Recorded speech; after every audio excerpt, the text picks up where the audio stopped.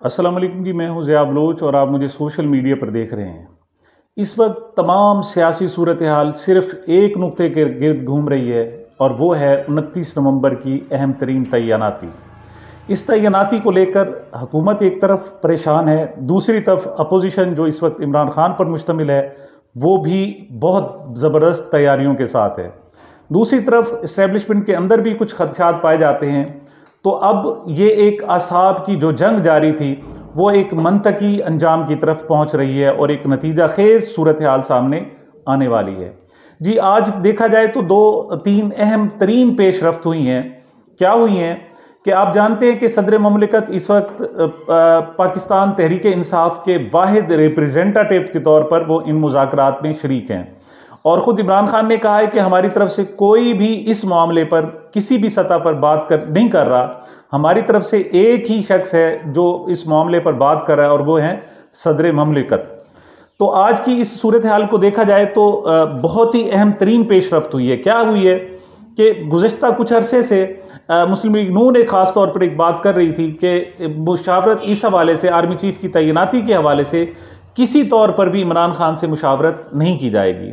लेकिन ना सिर्फ मुस्लिम लीग नून मुशावरत पर तैयार हो गई है बल्कि मुशावरत का अमल शुरू कर दिया गया है, बल्कि इस्टेब्लिशमेंट ने भी बाकायदा इमरान खान को बाकायदा ऑन बोर्ड ले लिया है। आज हुआ क्या है जी? हुआ ये है कि सदर ममलिकत से दो अहम तरीन मुलाकातें हुई हैं। कौन सी मुलाकातें हैं? पहली बात तो इस वक्त नवाज शरीफ साहब के जो नुमाइंदे के तौर पर पाकिस्तान में काम कर रहे हैं वो इसहाक डार हैं जो वफाकी वज़ीर ख़जाना भी हैं।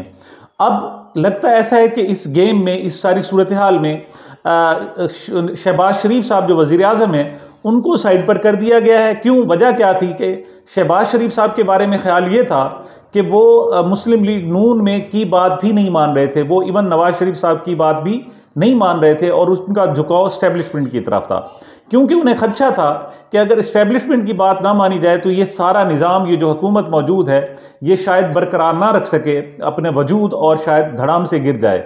अब ये सारा सेटअप गिर जाने की सूरत में जो सबसे ज़्यादा जिसको नुकसान पहुंचना था वो ना पीपल्स पार्टी थी, ना JUIF फजलुर रहमान साहब थे, ना ईमन जरदारी साहब और मुत्तहिदा कौमी मूवमेंट, ना ही ANP। इसमें जो सबसे ज़्यादा नुकसान होना था इस पूरे सेटअप के गिरने से वो मुस्लिम लीग नून को होना था और ख़ास तौर पर शहबाज शरीफ साहब को होना था। उसकी वजह यह है कि मुस्लिम लीग नून फिर भी दोबारा अपना उम्मीदवार अपने नए अज़्म के साथ आने के लिए तैयार है, लेकिन शहबाज शरीफ साहब को जो ये मौका मिला है ये आखिरी मौका, और शहबाज शरीफ साहब को इसका एहसास भी है कि मरीम नवाज शरीफ साहब शायद आइंदा की सियासत में उन्हें दोबारा सामने ना आने दें। ये मजबूरी थी, मियां नवाज शरीफ साहब की साहब ज़ाहिर मजबूरी थी और मरीम नवाज साहिबा पर चूंकि मुकदमात थे, इस वजह से तमाम इसके बावजूद के शहबाज शरीफ साहब पर फर्द जुर्म आयद होने वाली थी, लेकिन उनको वज़ीर आज़म बनाया गया था। तो शहबाज शरीफ साहब समझते हैं कि ये उनके लिए शायद पहला और आखिरी मौका है, इसके बाद कुछ नहीं। लेकिन वो अपनी इस इनिंग्स को बेहतर करना चाहते हैं और यादगार बनाना चाहते हैं और वो इस ख्याल में भी हैं कि शायद आइंदा मैच में भी उनको कोई चांस मिल जाए। इस वजह से जब मुस्लिम लीग नून और इस्टेब्लिशमेंट के दरमियान एक शदीद तनाव शुरू हुआ तो उसके दो असरात सामने आए।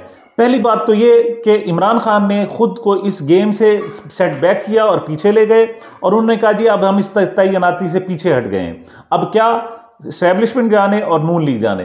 तो उस पर शहबाज शरीफ ने भी एक अहम तरीन रोल अदा किया, जो कह रहे हैं कि दर हकीकत ये कोरोना उस नौइयत का नहीं है, क्योंकि पाकिस्तान में कोरोना तकरीबन ख़त्म हो गया है और जो उसके असरात हैं वो भी ना होने के बराबर हैं और बहुत ही कम केसेस मौजूद हैं। और फ़र्ज़ करो कोरोना हो भी सही तो वो इतना मोहलक नहीं है, बल्कि बिल्कुल माइनर से उसके हैं। अगर फ़र्ज़ करो पॉजिटिव है भी सही तो इस तरह जो पस मंज़र में चले गए शहबाज शरीफ साहब, शायद उनका जाना सियासी मसलहत के तहत है। तो शहबाज शरीफ साहब को जो वो खुद चले गए या उनको पस मंज़र में भेज कर इसहाक डार ने पाकिस्तान में उन्होंने हुकूमत संभाल ली है। इस वक्त वो ना सिर्फ अपोजिशन से बात कर रहे हैं बल्कि हुकूमती इत्तेहादियों से भी वो मुलाकातें कर रहे हैं। इसहाक डार साहब ने गुज़श्ता 48 घंटों में अहम तरीन मुलाकातें की हैं। उन्होंने एक तरफ आसिफ जरदारी साहब को इत्मीनान में लिया है, मौलाना फजलुर रहमान साहब से मिले हैं और उसके बाद जाकर उन्होंने सदर पाकिस्तान जो PTI के नुमाइंदे भी वो हैं और ऑफिशियल नुमाइंदे हैं, उनसे भी जाकर उन्होंने मुलाकात की है। आपको याद होगा कि आज से 48 घंटे पहले तक मरीम नवाज ने कहा था जी कि पीटीआई से किसी तरह के, किसी सतह के कोई मुज़ाकरात नहीं होंगे, और यहां तक कि खुद नवाज शरीफ साहब ने भी कह दिया था कि हम इस फितना खान से किसी सूरत बात नहीं करेंगे। लेकिन हालात ने ऐसा पलटा खाया है कि वो ना सिर्फ बात करने पर मजबूर हुए हैं, बल्कि बहुत सारी जो इमरान खान साहब की शराइत थी और इमरान खान साहब की बातें थी वो भी मानने पर मजबूर हो गए हैं, वरना दूसरी सूरत में ये निज़ाम कायम रहना मुमकिन दिखाई नहीं दे रहा। तो इसके ये नून लीग के नुमाइंदे थे जिन्होंने सदर ममलिकत से मुलाकात की, और दूसरे जनाब जो अहम तरीन मुलाकात हुई वो चेयरमैन सेनेट सादिक संजरानी साहब की मुलाकात है। सादिक संजरानी साहब को भी आप बहुत अच्छी तरीके से जानते हैं कि वो इस वक्त एस्टेब्लिशमेंट के नुमाइंदा हैं। वो मुज़ाकरात जो अब तक पस मंज़र में जा रहे थे, अब वो खुलकर सामने आ रहे हैं, क्योंकि इनको नतीजा खेज बनाने की तवक्को की जा रही है। दूसरी तरफ इमरान खान ने भी लॉन्ग मार्च का कल यानी हफ्ते को नए मरहले का ऐलान किया। उन्होंने कहा जी उस पर नया लाहे अमल देंगे। अब है क्या जी, गुज़श्ता दिन मौलाना फजल रहमान से एक ख़ास प्रेस कॉन्फ्रेंस करवाई गई। मैं समझता हूँ कि वो भी शायद इमरान खान साहब को आसाबी तौर पर कमज़ोर करने की एक कोशिश थी। उस प्रेस कॉन्फ्रेंस में मौलाना फजल रहमान जो JUIF के कायद हैं, उन्होंने बहुत सारी बातें की। उनमें जो एक इंतहाई अलार्मिंग थी और जो सख्त तरीन थी, उन्होंने छुपे लफ्ज़ों में इमरान खान साहब को धमकी दी कि अगर आप लॉन्ग मार्च से बाज ना आए और आप रावलपिंडी में रहे तो मैं भी अपने आदमियों को लेकर रावलपिंडी पहुंचूंगा और डायरेक्ट क्लैश हो जाएगा। अब ये वो सूरत हाल है कि जो पाकिस्तान किसी तौर पर भी मुतहम्मिल नहीं हो सकता। बेशक चंद हज़ार लोग मौजूद हों, PTI की तरफ से चंद हज़ार लोग मौजूद हों और दूसरी तरफ JUIF की तरफ से चंद हज़ार लोग मौजूद हों और उनका आपस में क्लैश हो जाए, ये ना सिर्फ पाकिस्तानी जमहूरियत बर्दाश्त कर सकती है, ना पाकिस्तान बर्दाश्त कर सकता है। और ख़ास तौर पे ऐसे आलम में जब पाकिस्तान पर डिफ़ॉल्ट के ख़तरात तेज़ से तेज़ और सख्त से सख्त होते जा रहे हों, और पाकिस्तान जो डिफ़ॉल्ट का जो उसका ख़तरा जो 5% था और वो जो उनका कर्ज देने की वापस करने की शरह जो 5% थी वो 75 से 80% तक पहुंच चुकी हो। ऐसी सूरत में एस्टेब्लिशमेंट भी कभी नहीं चाहेगी कि ये सारी सूरत हाल हो। यही वजह है कि ये मुज़ाकरात नतीजा खेज होने की तरफ जा रहे हैं, बल्कि अब इनको शायद इनका अमली तौर पर भी अमली जामा भी पहना दिया जाए। तो इमरान खान साहब सिर्फ आर्मी चीफ की तकर्रुर ही नहीं चाहते, वो नहीं चाहते कि कोई ऐसा साहब आर्मी चीफ आए जो नून लीग का पसंदीदा हो।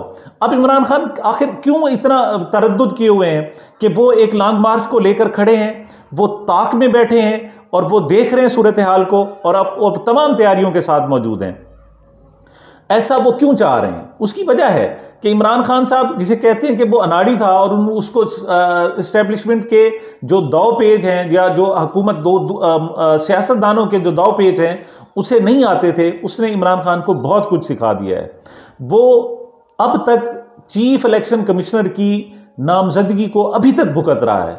अब वो नहीं चाहता कि कोई ऐसा आर्मी चीफ आए जो नून लीग के हवाले से उनका पसंदीदा हो और उसको आइंदा 5 साल के लिए रगड़ा लगे। वो कम अज कम एक बात चाहता है कि वो अगर अपना पसंदीदा आर्मी चीफ नहीं बनवा सकते तो नून लीग का पसंदीदा आर्मी चीफ भी बिल्कुल ना लगे, बल्कि हुकूमत एस्टेब्लिशमेंट जो पहले ही एक न्यूट्रल का नारा लगा रही है, तो कोई ऐसा आर्मी चीफ होना चाहिए जिस पर नून लीग भी एतमाद कर सके और जिस पर पाकिस्तान तहरीक इंसाफ भी एतमाद कर सके। दूसरी तरफ PDM के भी कुछ स्टेक्स हैं और कुछ हैं, उस हवाले से जरदारी साहब भी अपना एक फेवरेट का नाम दे चुके हैं और शायद ये वही नाम है जो सदर मुमलिकत के होते हुए उनके पर्सनल मिलिट्री सेक्रेटरी थे, वो इस पोजीशन पर आ गए हैं कि वो नए आर्मी चीफ बन सकते हैं। बहरहाल एक मामला जो है अब मुज़ाकरात की तरफ जा रहे हैं और जब कहा जाता है कि तल्ख से तल्ख माहौल हो और बुरे से बुरे हालात हों, जब मामलात मुज़ाकरात की तरफ आते हैं तो तवक्को की जाती है कि अब उनसे बेहतर पेशरफ्त की और बेहतर नताइज सामने आने की तवक्को होती है।